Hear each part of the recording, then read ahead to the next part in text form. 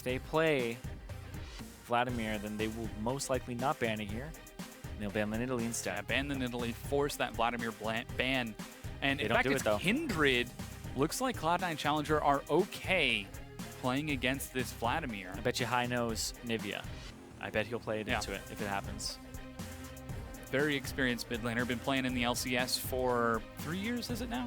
Well, I suppose 2.5. Can't really count the last one. Well, you can. You can. You can. I mean, I was thinking of it as like 2016 was the full year, but the spring versus summer split, I was like, oh, well, you can't. You count 2016 as half a year, but because they came in the summer in 2013, I guess it sort of works out.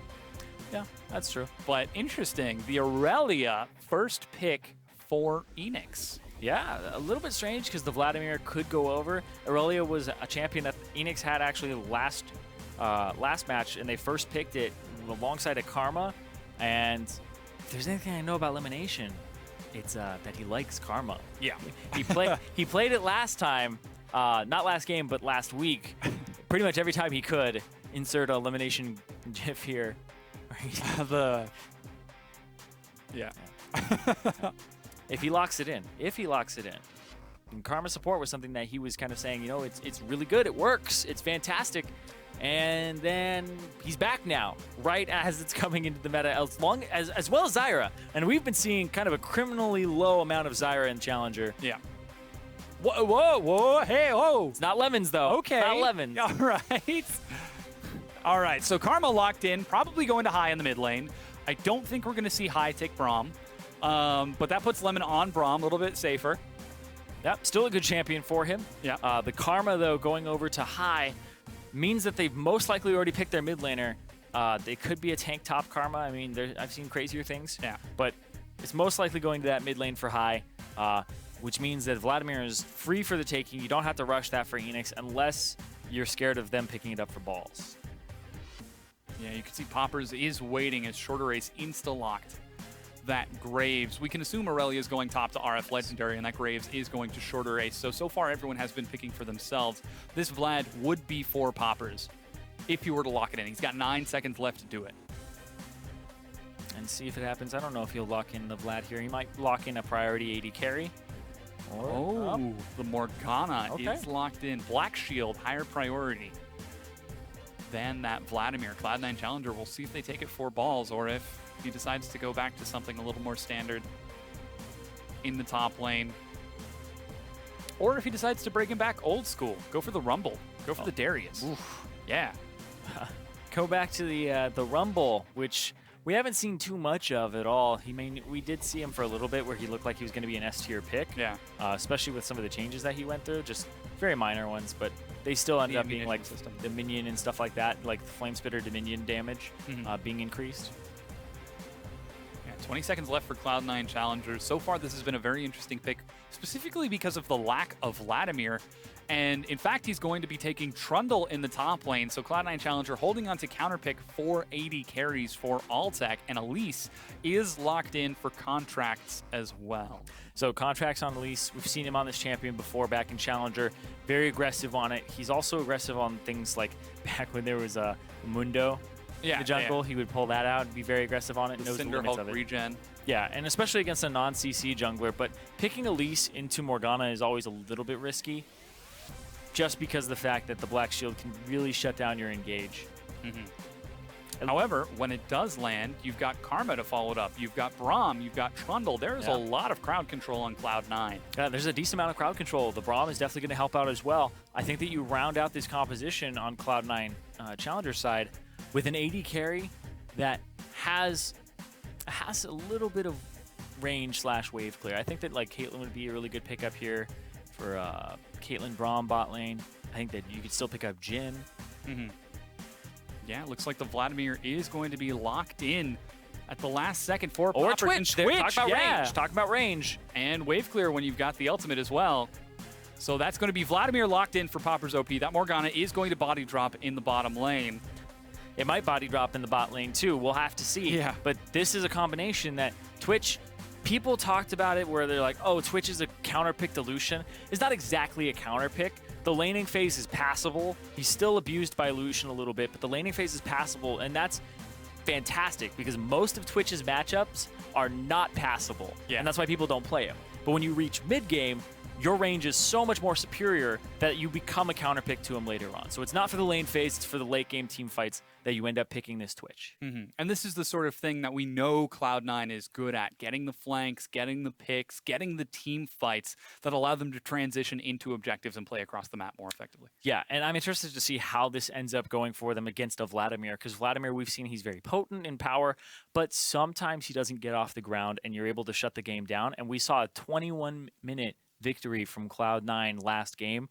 So this could be a very quick one for them if they're able to execute and out-rotate like they did in game 1. It certainly could be. Now, Enix, though, they do have a couple of strong picks. Again, I'm very surprised by the fact that Vlad was able to make it down so low in the priority, focusing on the Aurelia into an eventual Trundle. Yeah, because Aurelia is a pick right now that a lot of people think doesn't have a lot of counters. That is incredibly strong. If you get it fed, then it wins the game for you. But I think that she's an assassin for 80 carries. Yeah. Right? She's that mildly more tanky bruiser assassin diver. Yeah. I think I'd describe her as a diver in most of these fights. You've got Aurelia and Vlad who are both going to be hunting down any sorts of Twitches that pop out of stealth. Yeah. So Lemonation's going to have his work cut out for him in this one. Yeah, but as Braum, it's not impossible. They do have to watch out, though, for like Morgana bindings and the like. Yeah. And they also have to watch out for that laning phase. I'm a little interested to see. I think that you lane swap if you're Cloud9 Challenger. First off, you think that your lane swap is a little bit better because you have way more professional play. And also, I think that you do it because, well, you have a melee matchup as a support versus a range matchup as a support. So I think that you keep your Twitch and Braum kind of on the roam. Yeah, well, we'll see how the Vision game works out. Let us know how this game is going to play. Tweet at LOL Esports with hashtag ENXWin or hashtag C9CWin. We'll tally those votes as we get onto the Rift for this. Is Cloud9 Challenger going to be able to get their first 2-0, or will they split once again and allow Enix to take a game of their own?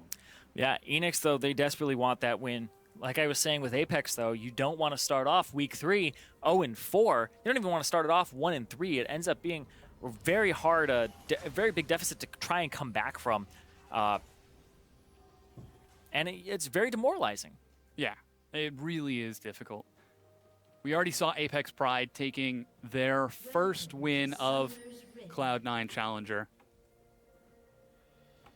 So they're probably going to be feeling pretty good about that. Perhaps going to use that as a morale boost. So far, okay, so let's take a look if there is going to be the line swap. Shorter Ace pops out for a bit of damage onto Contracts. He's going to eat a fair bit of damage on his own. High getting some good damage. The Volatile Spiderling drops Shorter Ace down to about 180 health as Cloud9 aggressively pressure forward.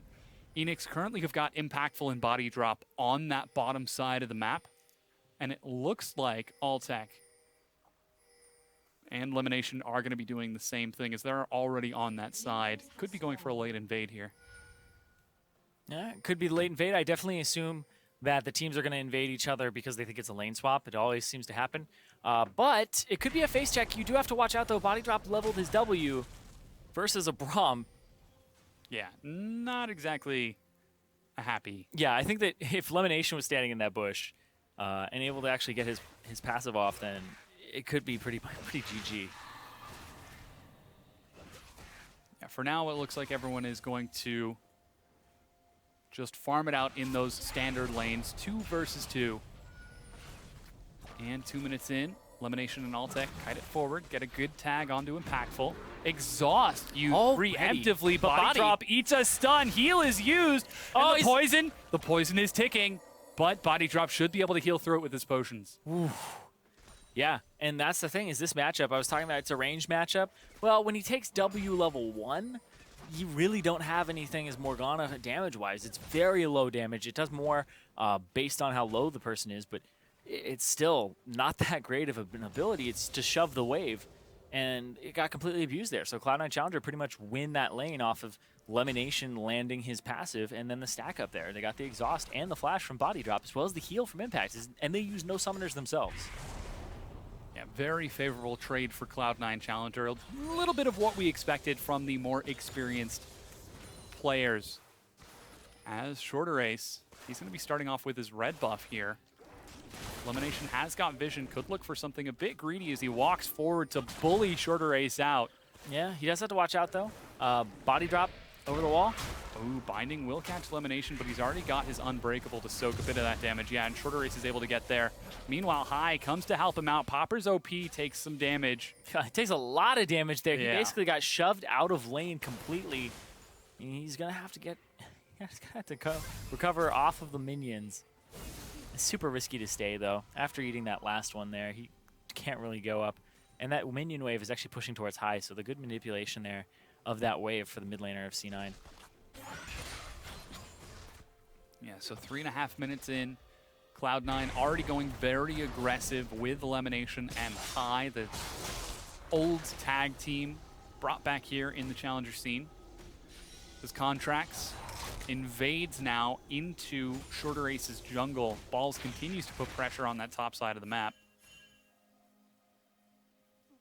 And so far, looks like everyone is content to just take their time, play it out after that early aggression from Cloud9. Sort of continue to look for those small incremental leads in the lane that we're sort of expecting from the more experienced laners. Yeah, expect the CS advantages, especially look at that mid lane. It was really good manipulation by High and also walking up and being on the right side and really punishing Popper's OP for trying to take a really greedy route. But overall, Elimination actually helped his team out by going for the invade. He slowed down Shorter Ace. He also allowed his mid laner to win, and down bottom. Yeah, once again, continuing to trade. Just bully Enix out of lane. Deny as much as you possibly can. And impactful and body drop. I know that last week they were playing with Eanix with Nisker, and it's a combo that actually duo queues all the time. And slotting body drop in, not 100% on the synergy here. Altec Elimination, they've had some time to actually get together and, synergize, but Enix, I believe, is the only team that doesn't have a gaming house in Challenger right now. They're all kind of spread out. I think that Impactful, this is like his summer job. I know that Eanix is still going to school. Altec cheats forward. Black Shield is going to find Impactful, but Body Drop eats a stun. Remember, he's got no summoners from the early trade, and Altec takes some big damage. Yeah, Body Drop, though, not landing any of his abilities there to really help out. Like the Black Shield for the stun, the Q to actually hit Altec. And Graves on this side of the map as well, yeah. It's good to realize that the ward is being cleared. Yeah, Cloud9 Challenger playing nice and defensive, knowing that Graves is in the area. Don't want to overextend or give up any unnecessary kills. So far, even in gold. Pretty even in CS, as Poppers has had some time to catch back up. And again, things are a little bit slow, a little patient. Altec's very low health, but he knows that he's safe for now. Here comes Contracts, might be looking for a gank. Ooh. Flash. Flash Cocoon isn't going to miss as Poppers pulls. Yep, Poppers pools. OP. Goes right into the ground for just a second, but yeah, he's going to have to back again, and that's just even more of an advantage here for High. And High, yeah, like I've been saying pretty much this entire game, his manipulation of the wave has actually been quite beautiful, and he's setting it up for jungle ganks constantly. Contracts can pretty much go to that lane anytime, and it'll be in High's favor, and High will shove it up to the turret with his great wave clear on Karma, pop the mantra, and have it bounce towards him and slow bounce again. Yeah, he's actually now roaming towards the bottom side of the map. Yep. Very risky, though, to even shove up, but this is bot lane, Impactful and Body Drop. They have to realize, though. Something is amiss, and it is Karma. So they decide to play it safe and defensive. The pink ward gets cleared. Shorter Ace on the top side of the balls. map. Finds balls. He's got flash. He does flash, and they chase. First blood, RF Legendary. Yeah, on that Aurelia, this could snowball for them. The first pick coming out. And RF, he struggled when he was in the LCS on a lot of these top laners, but Aurelia is right up his alley. He used to be a player of like Nidalee only and stuff like that, but is also dabbled in a lot of Aurelia. So seeing him on this champion, if he gets that first blood, he gets rolling, it could be really bad for Cloud9. Ooh. Contracts is able to follow that quick and easy and dies easily. It's called the greed. Contracts. The greed again. Contracts walking into the jungle to clear Krugs afterwards, has no business being there. Gets the ward down and sees that the red buff is there, but that's going to make him lose his own, and Contracts being, collapsed on. Yeah, there's the greed on the other side of the map. Contracts goes down to Popper's OP. I see your greed, and I raise you another. Oh, Altec is going for the greed too, trying to stealth on top of a ward. Flash forward, elimination to the rescue. Oh, he's 6 though. Oh man, the stun finds Impactful. They're going to try to finish off Altec, and they succeed. Impactful is very low. Elimination might try to follow this up. Here comes High. Oh, he hit 6. There's the culling. It's going to flash. Auto attack is going to get the kill for Body Drop, and Impactful, despite the ignite, goes down. Binding over the wall turns this around. 5-1 Enix. 9 minutes in the game, Enix pick up 5 kills off of Cloud9 being greedy, and that just looked like overconfidence from start to finish for every single member there. Altec, he could have run, he could have backed off, decides I'm going to reopen and pops the ultimate. Watch this again. That's the ward dying right as he throws it there, hits Altec, has the flash, gets the stealth off, and he can walk away. But they decide to turn.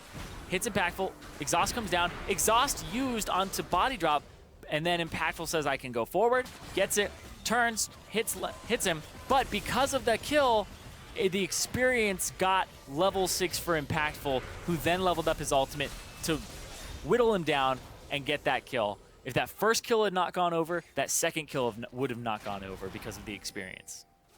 Yeah, very greedy play for Cloud9 Challenger.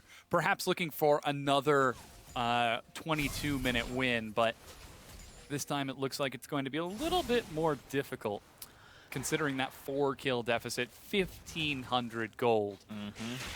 However, and it's all across the map.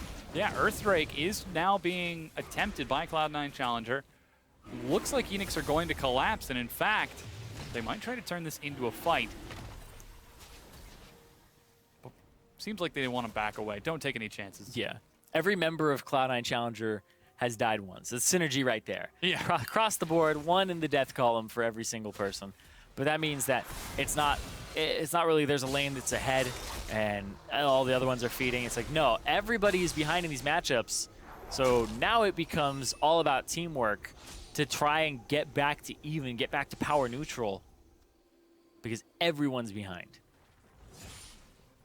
Yeah, 11 minutes in, and Cloud9 are denied the Drake. Eanix currently ahead in just about every lane. You talked about the snowball that RF Legendary could do. Well, what if all of Eanix could snowball? Well, everyone except for Shorter Ace. He does. He's the only member of his team who doesn't have a kill right now. Yeah, he's actually, I believe, slightly behind Contracts, who has a kill to his name. Oh, actually, no. It's a little bit up in gold, huh? By about 160. So, jungler CS is always very deceiving because you don't know what that CS was. Maybe he cleared Raptors 3 times, whereas he got a lot of scuttles, and High might die here. Yeah, the no flash is going to tick. He drops the shield, and Poppers goes under the turret. He's able to get a solo kill onto Cloud9 Challenger's High. Yeah. And Poppers has only tank at the moment. Sure, it gives Vladimir a little bit more damage because he has % of his own HP damage on a lot of his abilities. And he just dives the turret, and he's fully capable of doing so with his tank stats. Really well played there, and I'm super surprised that this Vladimir was overlooked by Cloud9 Challenger and Champion Select, because Poppers is going off. Yeah, for so many popping rounds. Off. Yeah. OP. It went through so many rounds of the draft as well. It really took a long time to get there. Whoa, balls! Once again being dived. He drops the Subjugate to get nice and tanky. However, this is a large minion wave. Here comes Contracts to potentially try to turn this. He's waiting in Tribush right now. Yeah, and Balls tries to kite them in. Here comes Contracts. He's got to land the Cocoon. Ooh, the Cocoon completely misses, and Contracts is forced to let it go. Yep. The Cocoon hit, then I definitely think you try and fight that, but it has to land. And Cloud9 Challenger's bot lane, trying to catch Impactful, but Body Drop also has his ultimate. Body Drop could flash ulti onto Altec, and there's no flash on Altec. There's an exhaust as well, so like they could make a play in this bot lane. I actually think you make a play. I think you make a play here if you are body drop. But here comes High down. Yeah, and they saw him roaming. Knock up onto Impactful. He's got a flash of his own, but he drops to High. The full tether snares him down. Yep, they went after Impactful, who didn't have his flash, just like Altec didn't. Popper's trading with contracts. He's a lot of damage, but he should be able to regen back up. I'm surprised that Enix did not go for the play that was right in front of them as soon as they recognized it was possible. Because if you make that play, you would have killed them or at least had that disengage before High got there. Cocoon misses shorter ace as it looks like Cloud9 might be looking for a bit more, trying to get some vision around this Mountain Drake. And Enix potentially a bit afraid of pulling the trigger on that sort of play against Cloud9 Challenger. Yeah, maybe a bit of the rainover effect? The rainover effect where they get an extra boost just for being them, right? It's like it's the name factor. Yeah, if you put C9 next to your name, are you instantly perceived as a better player? Well, that's the rainover effect in question. Well, so that was the joke last week with Team Liquid Academy versus Cloud9, was that TLA didn't try anything in game one. They played passive the entire match and lost very convincingly. And the joke I made with Azael was turn off nameplates. You're playing just another game against just another team. Doesn't matter who you're playing against.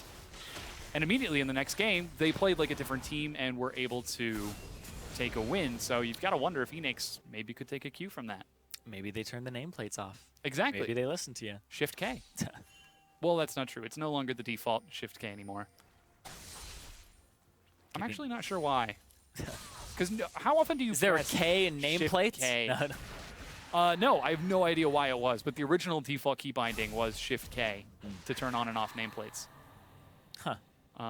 But when they updated the menu, they changed it so that there is no longer a default toggle for nameplates.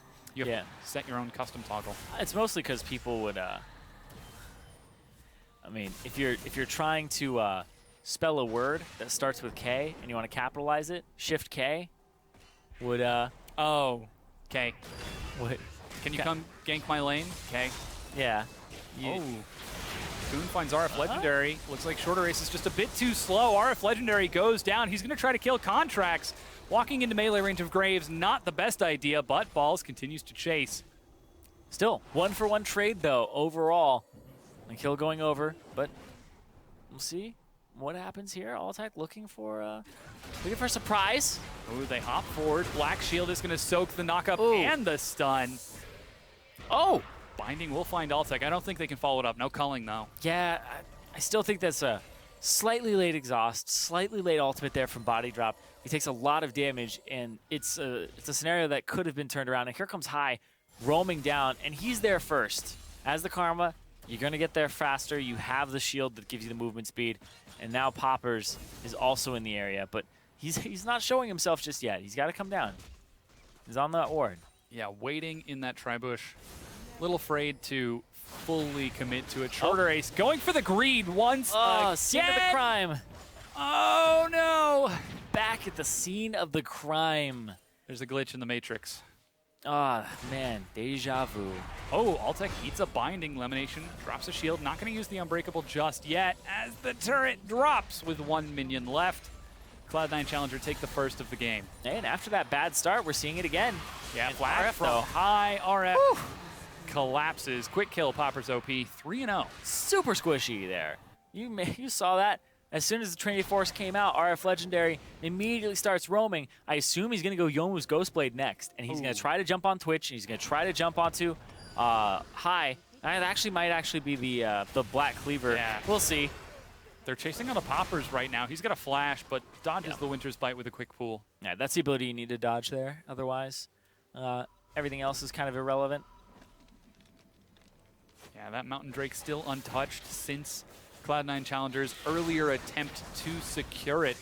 And the gold lead that Enix had slowly disappearing as Cloud9 Challenger, despite trading a few kills over, are getting themselves back into this game. It's no longer 5-1, it's 8-4, so still a 4-kill difference as most of these have been 1-for-1, but We're seeing Alltech open up a minor gold lead. And of course, as the game goes on longer, your gold lead is actually less of a percentage difference. Yeah. And that's what I really like to look at is, oh, do they have, 120% of the enemy team's gold? Well, that's absurd. Now it's just a 1,000 gold lead, and so it's like they have about 5% more. Yeah, and even so, it's about the conversion of that into items. Yep. What does that mean in terms of actual stats? So far, it's fairly even between the two. Yeah. And now Cloud9 continuing to catch minions in the mid lane. Falls in an RF Legendary, trading it out a bit on the top side. Lots of damage onto Balls. He's actually forced to use the Subjugate onto RF Legendary. Yeah, and back off as well. Can't stick around. Turret is very low, though. That is a very low turret from RF. Oh, Knockup just barely misses Shorter Ace as Elimination is trying to catch up. There's a flash. Yomu's body drop is out of vision. He's going to drop a stun, finally going to go down. And Shorter Ace, makes it over the wall. Contracts can't quite follow. High will try to secure the kill. He's got no flash. Poppers drops the Hemo Plague and heals so much damage onto High, and he survives the Hemo Plague. There's a stun onto Poppers. A late pool. He's going to be able to heal back up as well, and Cloud9 Challenger are able to kite it out. So close to picking up kills there on both Poppers and Contracts. Everybody just basically flirting with death there. And body drop again. He had a really good black shield, but the scenarios in which he's using his ultimate are either too late or he's just missing the opportunity. He's missing the window slightly. Because there was an okay one in there where you start it to get them to disengage and then you get the exhaust off. I think his exhaust actually might have been on cooldown for a couple more seconds. I'm going to double check it because I know he didn't have flash. No, he did have exhaust for that. So didn't use his exhaust on the Twitch that was opening up on his team and didn't actually throw in the ultimate at the right time either. So minor misplays. Yeah, it's stuff like that though, that when those opportunities are right in front of you and you're not playing it correctly, it's the difference between the Challenger and the LCS is that recognizing those opportunities is something that gets you back in a game where you're down 5-1. Cloud9 Challenger again demonstrating that they have got the capacity to play at the high level. Now down only 400 gold, what was once a 2,000 gold lead for Enix. Almost evening out as Cloud9 Challenger, again, looking for those incremental advantages here and there. Okay. So, they're getting those incremental advantages, and you can see only a 400 gold difference here between these two teams. And Enix are showing that they're individually skilled, that they can actually capitalize on mistakes, and they can have these skirmishes. And I'm looking at RF right now because he's got a lot of the gold. He's got the highest kill participation on his team as a top lane Aurelia that was first picked for him. And his second item is going to be a Sterix, is what it looks like. He's not going for the Frozen Mallet, I hope. He's going for Sterix, which seems like a natural fit because Trinity Force is so strong, and Trinity Force is off of your base damage, and Sterix increases your base damage. So instead of Trinity Force becoming a 200% bonus, it becomes a 250 or a 300 when Sterix is actually proc. Yeah, it looks like they're now trading objectives across the map. The top tier 1 goes down with some help from Eanix, but that Mountain Drake is secured by Cloud9 in answer. Finally going to take that first Drake of this game. And Cloud9 Challenger actually continuing to pressure down on that bottom lane. Flash from Poppers. He's found High, who does not have his flash for another few seconds, and High is destroyed. Meanwhile, the bottom tier 2 actually did go down to a successful play from Cloud9. They're looking for RF Legendary, gonna try to burst him down. He does have a lot of health, dives onto Alltech, and he's able to kill him in time. Balls is just a little bit too late to the fight. They're gonna trade 2 for 1. And now Impactful has been caught out. The body drop. There goes the binding, and Cloud9 Balls is not going to be able to get this kill. Finally cleaned up by Impactful as they trade back. Man, across the map, Cloud9 Challenger getting caught. It's actually quite ironic because everybody is getting caught, everybody is getting blown up, and then Contracts is like, team. He overextended once, and then he got caught out once, but he's got the highest kill participation on his team by actually a good margin here. Second highest is his bot lane combined, but it's not his fault at all. It's like, this is the solo queue jungler's nightmare. Yeah. It's like, play to your winning lane. It's like, none of them are winning. Opens up, TP comes through. Really well played here by RF Legendary. gets stunned, but of course the extra tenacity, able to jump in and oof, late on the exhaust there. They didn't expect RF to jump in. If that exhaust had come out earlier and it had been on the Blade Surge, that was a Trinity Force Blade Surge right into his face. Yeah, Sheen proc. Blew him up. And then really well played there by Impactful. Instead of kiting up to the left, which it looked like he wanted to do, as soon as the pillar came down, you noticed body drop is coming from the right side of the stream, from the east, and able to go towards him. With that, Enix once again reclaim a gold lead, 1,500.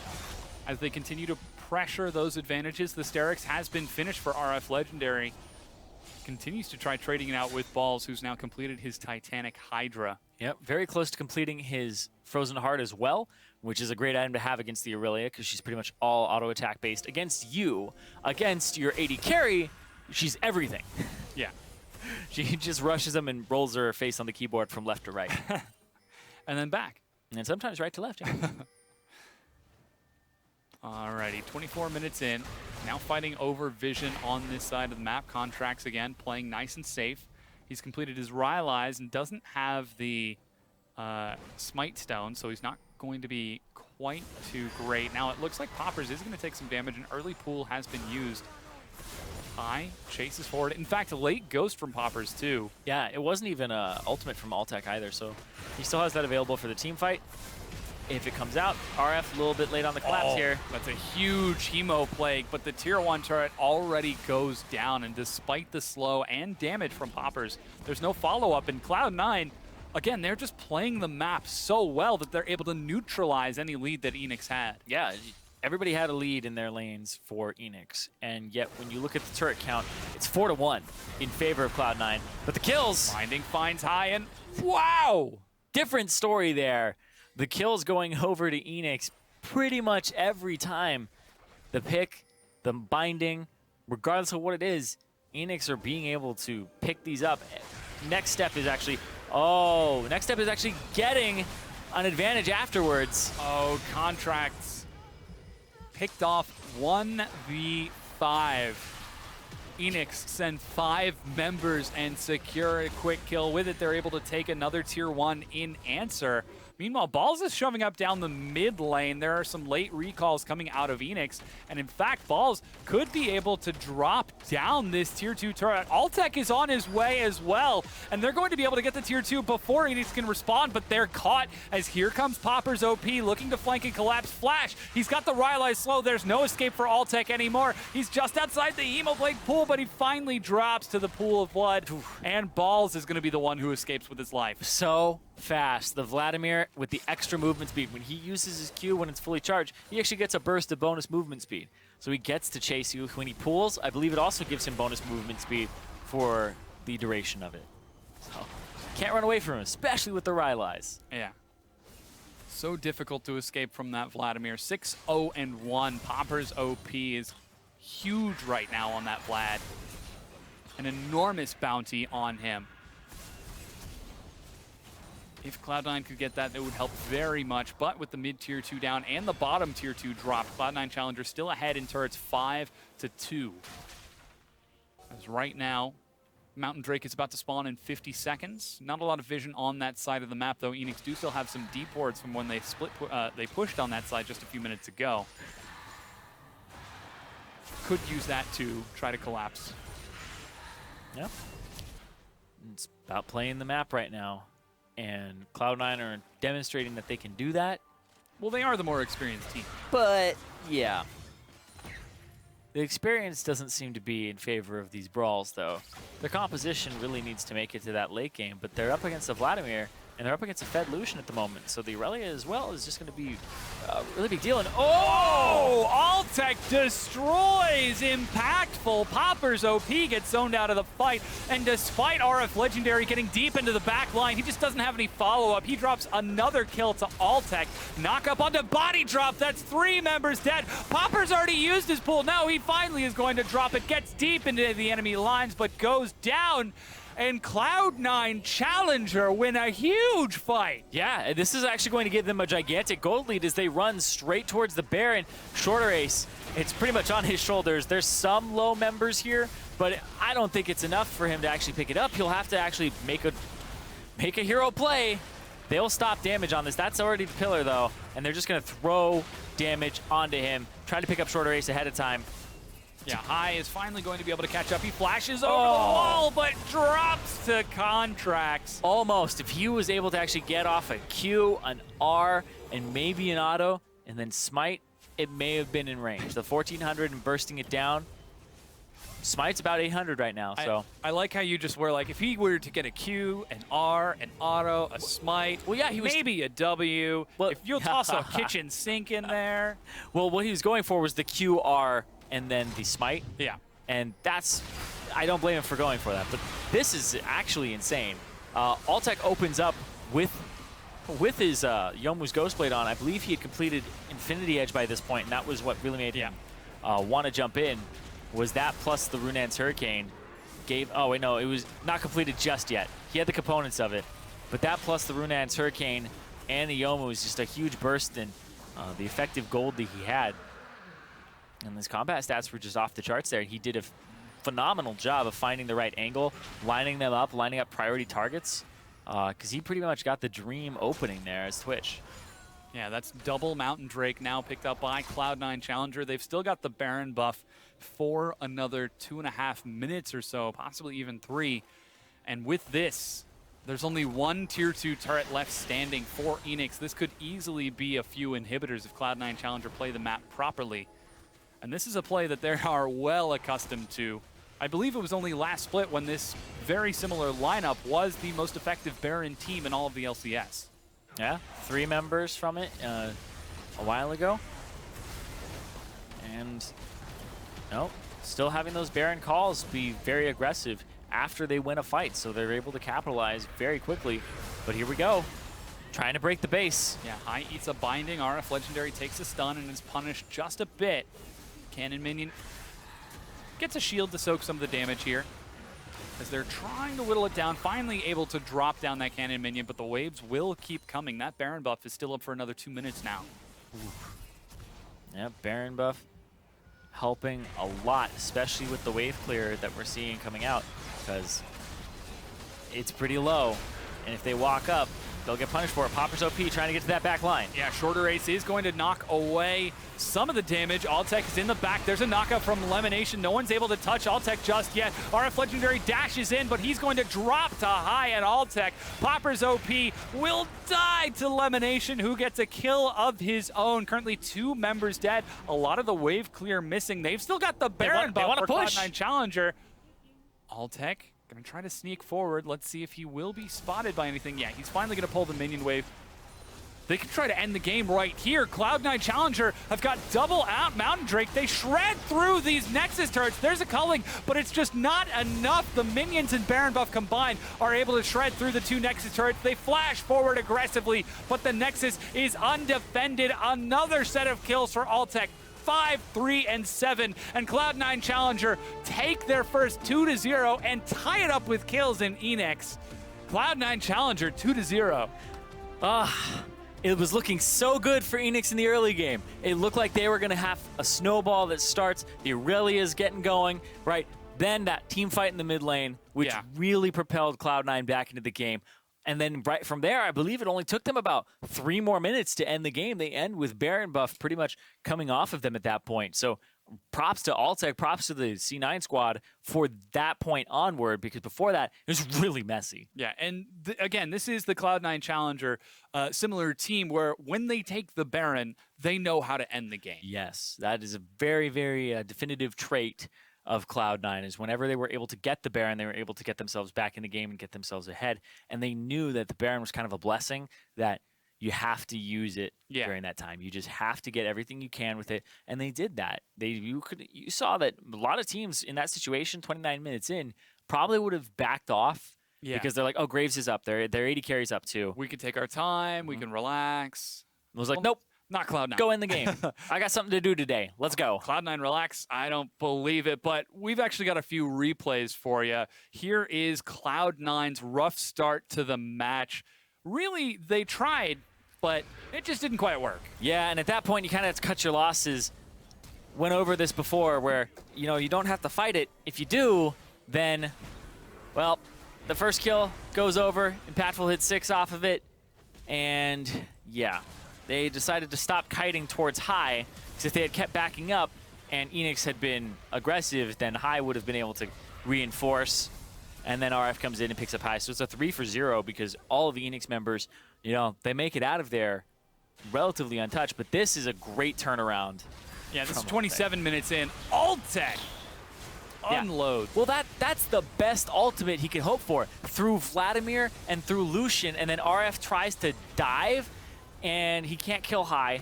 Altec is not the target, can't get on him, and that just becomes the nightmare there for the Aurelia. So all the damage goes down, tries to return it, but it's still not enough. So perfect ultimate and opening from Altec. They didn't see it coming, and also RF diving the back line, not able to get on the Twitch, and it really hurt them because that was a Cloud9 team fight composition. I was talking about how, sure, they lost the early game, they lost the skirmish, they're playing for the late game, but Vladimir has late game. These guys have late game, but they played it perfectly. They definitely did. And to talk a little bit more about that first replay, you know, the fact that they were so greedy over the course of the match, time and time again, funnily enough, it was the newest member of the team, Contracts, who demonstrated greed and then was like, hey, maybe I shouldn't do this. Yeah. And then proceeded to play safe throughout the rest of the map. At one point, I think you mentioned he had 4 out of 6 of his team's kill participation.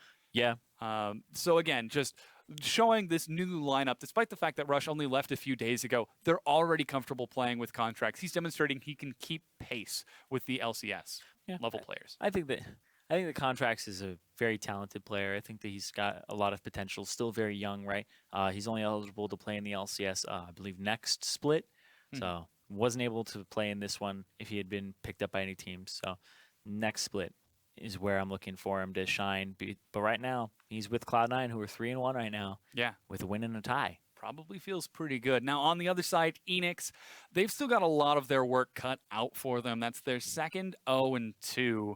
And you've got to start to wonder what they can try to do to turn this around. We saw in the game, too, when they had openings, when they had mistakes handed to them, they were able to get some of these kills and sort of accumulate a lead. Yeah, it was a really sloppy game there from Cloud9 Challenger at the start, and they were able to abuse that. Still very risky, and you saw that was kind of revealed in the mid game where Cloud9 went, okay, let's just get it together, let's make this play, let's go.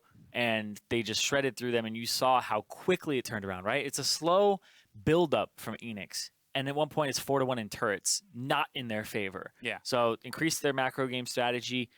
They kept trying to 5-man bulldozer down lanes. Sure, they'd get 2 kills, but then they'd lose mid and top turret during that time. So then it ends up just not being worth it at all. Yeah, that's something that might work against like a solo queue style team that can't react fast enough.